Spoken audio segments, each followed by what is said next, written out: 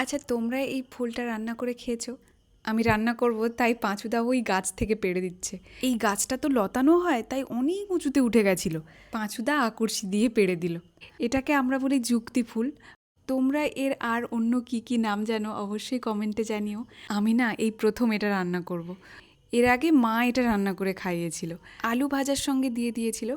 আমিও আজকে তাই করব, তবে একটু বেগুনও দেব। বেশ অনেকটা কেটেছি, কিছুটা ফ্রিজে রেখেছি আর কিছুটা আজকে রান্না করব।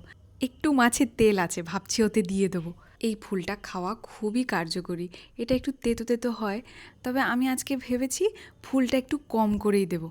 এদিকে আবার মাছের ঝোল বসিয়েছি ওই সজনে ডাঁটা দিয়ে। ফুলটা কম দিলে তেতোটাও কম হবে।